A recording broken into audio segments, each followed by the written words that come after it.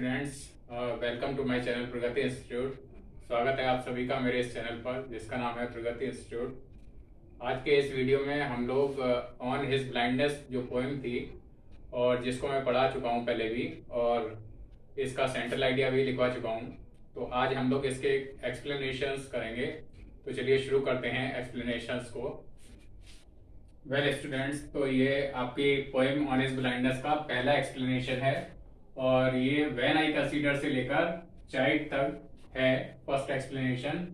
तो इसको हम लोग समझते हैं क्या इसमें बताया है। रेफरेंस दिया हुआ है यानी संदर्भ। These lines have been taken from the poem on his blindness. ये जो लाइनें हैं वो ऑन हिज ब्लाइंडनेस पोएम से ली गई हैं, कंपोज्ड बाय जॉन मिल्टन, और जो कि जॉन मिल्टन कवि के द्वारा, पोएट के द्वारा कंपोज की गई हैं। ये लाइन या ये पोएम जो है जॉन मिल्टन के द्वारा लिखी गई है। कॉन्टेक्स्ट यानी प्रसंग, इसमें क्या बताया है इस स्टैंजा में वो लिखा है। इन दीज लाइन्स, इन लाइनों में Milton expresses his sorrow. Milton अपने दुख को प्रकट करते हैं, दुख के बारे में बताते हैं।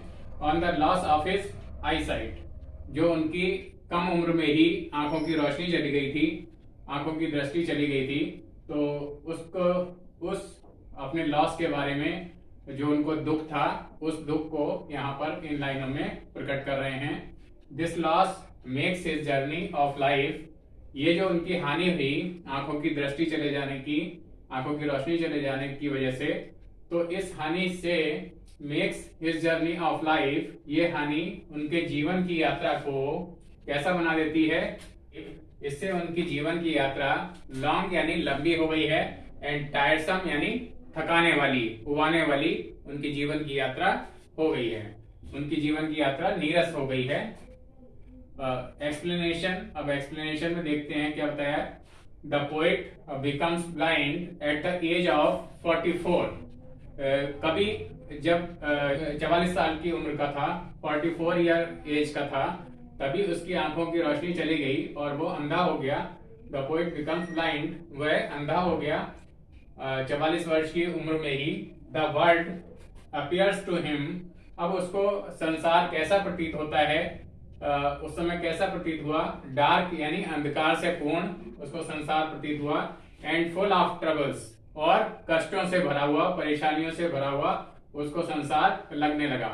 God gave him the talent, भगवान ने उसको एक प्रतिभा दी थी और ऑफ कंपोजिंग पोएट्री, पोएट्री लिखने की, कविता को लिखने की एक टैलेंट, एक प्रतिभा उसके अंदर दी थी। द पोएट इज सैड, कवि दुखी है। किस बात से दुखी है? बिकॉज, क्योंकि he can not make use of, क्योंकि वह अब प्रयोग नहीं कर सकता किस चीज का, of this poetic gift. Poetic gift यानी काव्य को लिखने की, कविता को लिखने की जो प्रतिभा ईश्वर ने उसको दी थी, अब वो उसका उपयोग नहीं कर सकता, अर्थात अब वो कविताओं को नहीं लिख सकता है। किस वजह से नहीं लिख सकता है? क्योंकि वह अंधा हो गया था। तो इस बात से कवि दुखी है।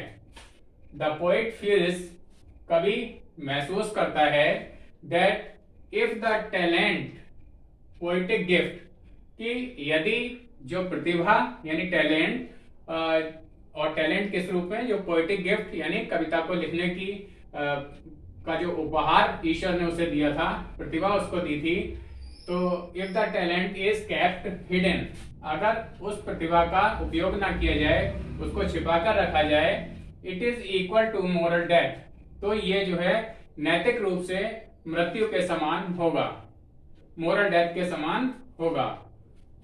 इट मीन्स, और इसका मतलब यह है, that the poet in him will die, कि उसके अंदर का जो कवि है वो कविता ना लिखने की वजह से वो कवि शीघ्र ही मर जाएगा, उसकी मृत्यु हो जाएगी। इसलिए ही इज एंशियस, इसलिए वह उत्सुक है, उसके मन में बहुत ही इच्छा है, तीव्र इच्छा है, टू सर्व गॉड, कि वह ईश्वर की सेवा कर सके, बाय दैट टैलेंट, उस प्रतिभा के माध्यम से। यानी कि जो कविता लिखने की प्रतिभा ईश्वर ने उसको दी थी, वह उस प्रतिभा का उपयोग करते हुए और ईश्वर की सेवा करना चाहता है कविताओं के माध्यम से। तो अब ये प्रतिभा उसके अंदर बेकार पड़ी है, वह उसका उपयोग नहीं कर सकता है। आगे देखते हैं।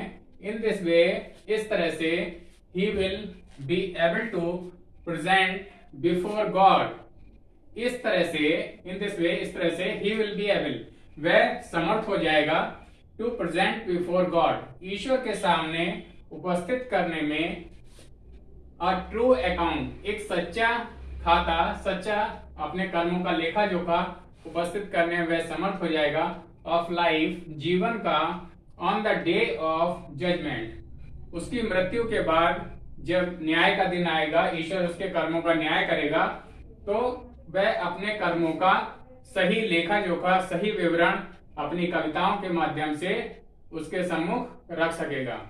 अपनी कविताओं को लिखने के माध्यम से वह ईश्वर की सेवा कर सकेगा। तो स्टूडेंट्स, ये पहला एक्सप्लेनेशन था जो मैंने आपको लिख के भी दिखा दिया और आपको समझा भी दिया। उम्मीद है आपको समझ में आ गया होगा।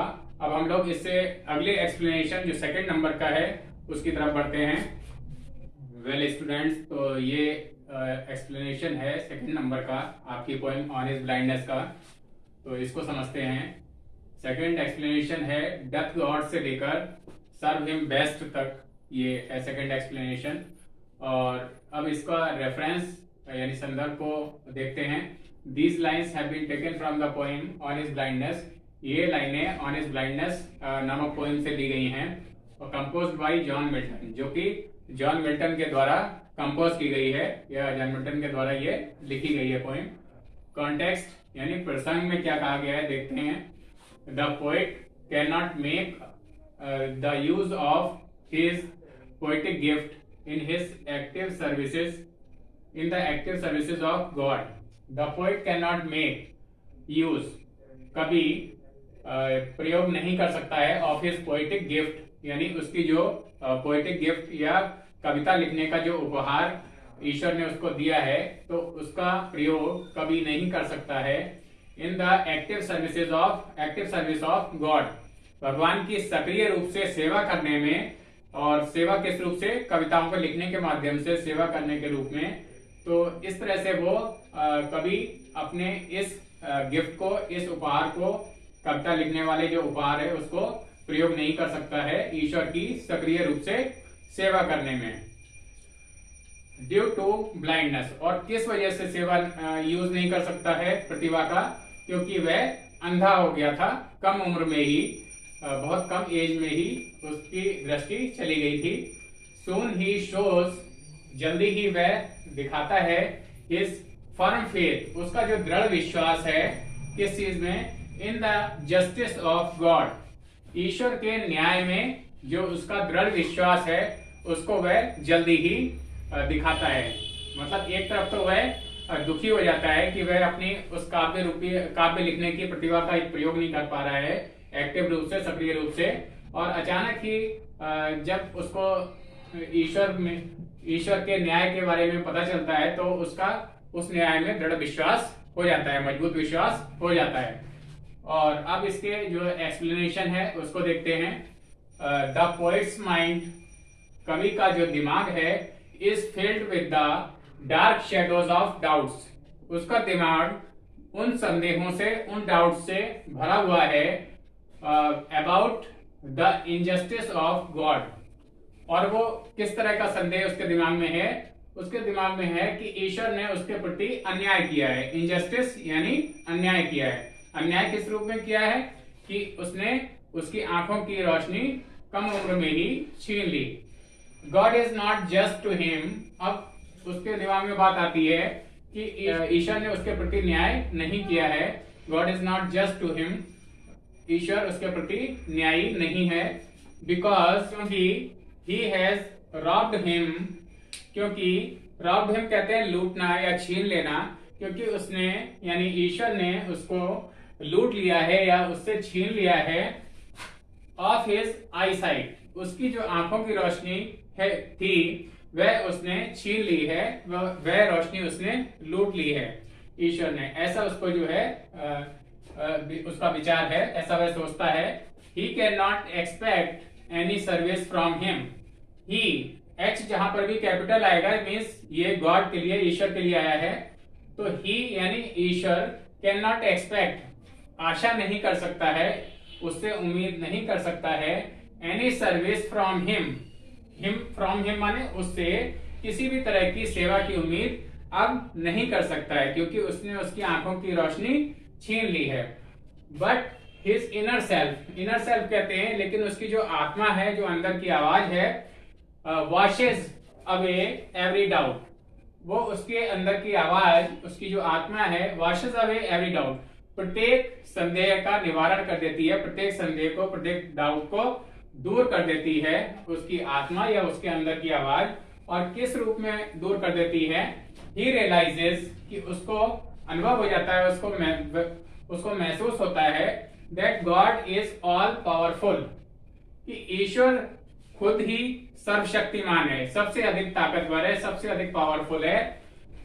ही डज नॉट नीड, उसे नहीं, आवश्यकता नहीं है, द सर्विस ऑफ मैन, मनुष्य के द्वारा की जाने वाली किसी भी तरह की सेवा की उसे आवश्यकता नहीं है ईश्वर को, क्योंकि वह खुद ही सर्वसमर्थ है, सब कुछ करने में समर्थ है।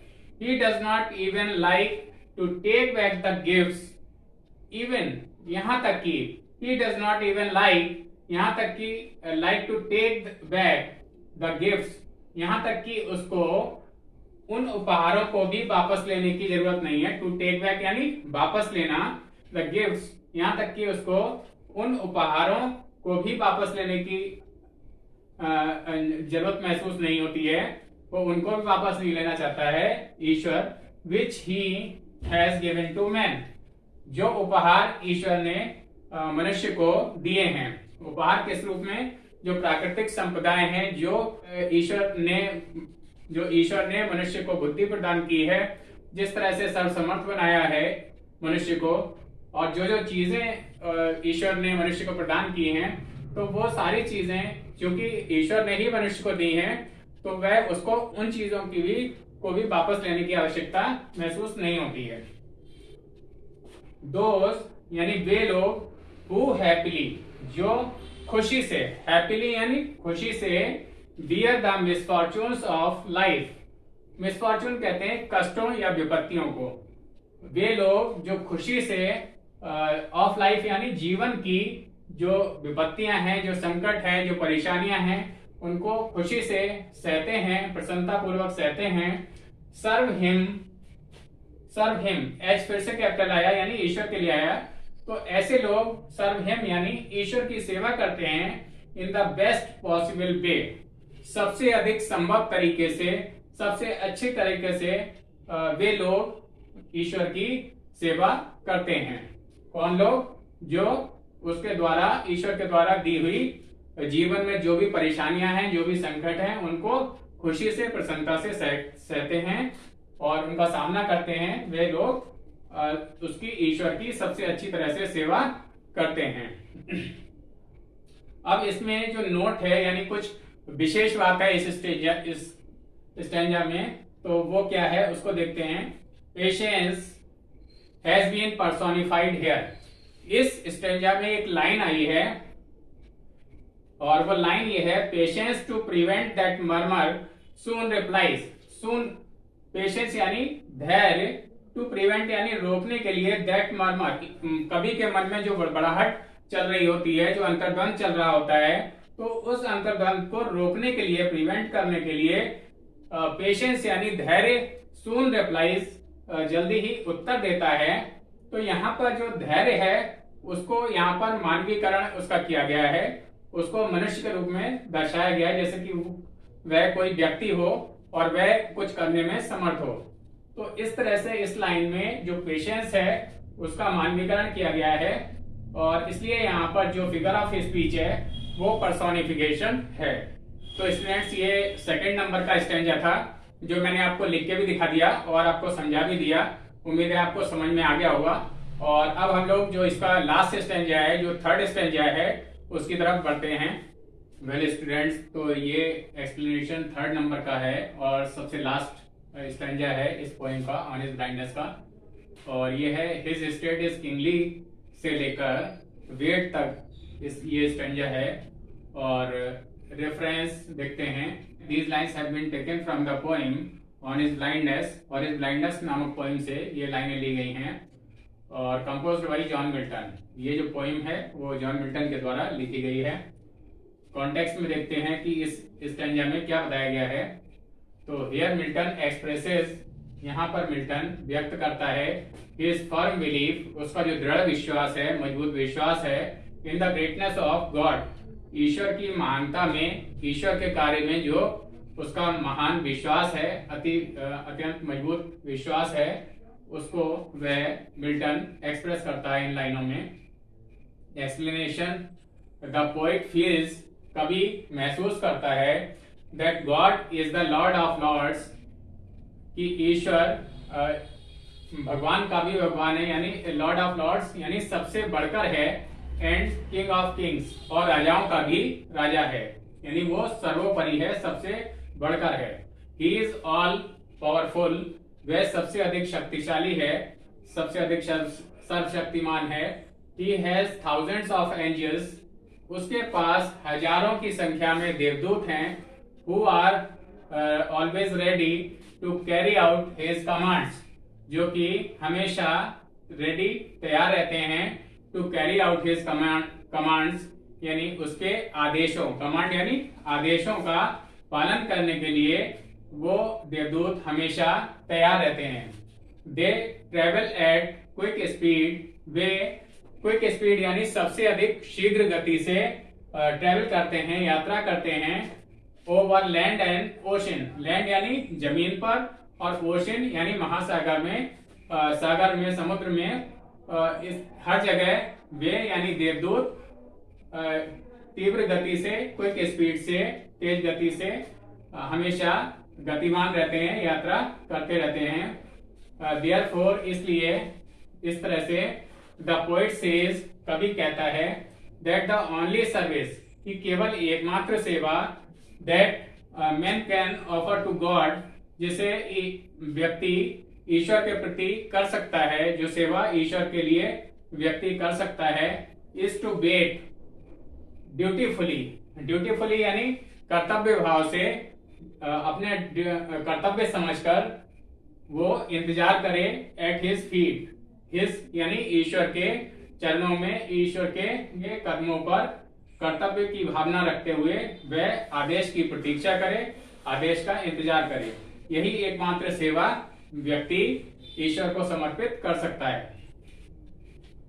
10, इस तरह से अ कंप्लीट सबमिशन, सबमिशन कहते हैं समर्पण, या अपने आप को ईश्वर के प्रति समर्पित कर देना, उसके सामने ऑफर कर देना।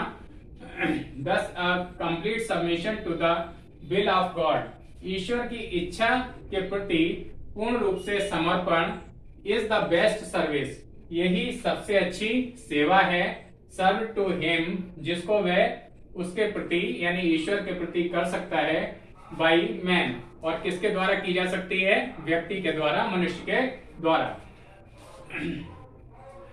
अब इसमें जो कुछ विशेष बातें हैं, जो इसका नोट है वो देख लेते हैं। दिस शोज, इससे दिखाई पड़ता है, इस स्टैंजा से हमें पता लगता है, that Milton was God minded, कि मिल्टन ईश्वर के प्रति सेवा भाव रखने वाला इस तरह का व्यक्ति था, यानी मिल्टन जो है ईश्वर के प्रति, ईश्वर की महानता को अनुभव करता था। और दूसरी बात इसमें क्या है, दूसरी बात जो विशेष है, the line they also serve से लेकर वेट तक, ये जो लाइन है उसमें हैज बिकम प्रोवर्बियल, ये एक प्रोवर्ब से संबंधित है, प्रोवर्बियल है। तो स्टूडेंट्स, ये जो तीसरे नंबर का स्टैंजा था आपकी पोइम ऑन हिज ब्लाइंडनेस का, जिसको मैंने लिखकर भी दिखा दिया और आपको समझा भी दिया, तो उम्मीद है आपको ये भी समझ में आ गया होगा। तो इस तरह से 3 एक्सप्लेनेशंस इस पोइम के कंप्लीट हो गए, और इनको आप इस वीडियो को शुरू से आखिर तक देख लें, अच्छे से देख लें, बार बार चलाकर देख लें। और इससे पहले के जो मैंने वीडियो डाले हुए हैं इसके, जिसमें मैंने पोइम को एक्सप्लेन किया हुआ है, एक तो वो वीडियो है और एक इसका सेंट्रल आइडिया का वीडियो है, तो उन वीडियोस को भी आप लोग अच्छे से देख लें शुरू से आखिर तक। और अगर इन वीडियोस में आपको कोई चीज प्रॉब्लम है, कुछ समझ में नहीं आ रहा है, तो नीचे आप कमेंट बॉक्स में लिखकर पूछ सकते हैं या इंस्टाग्राम पे भी फॉलो कर सकते हैं। इन वीडियोस को अपने फ्रेंड्स और क्लासमेट्स से शेयर करना ना भूलें, उनको भी बताएं जिससे उनको भी कुछ इसका लाभ प्राप्त हो सके। और अगर अब तक आप लोगों ने मेरे इस चैनल को सब्सक्राइब नहीं किया है तो सब्सक्राइब कर लें, जिससे आपको सभी नोटिफिकेशंस समय से और सबसे पहले मिलते रहें, उनकी जानकारी समय से मिलती रहे। अपने इस वीडियो को मैं यहीं पर एंड करता हूँ। Thank you.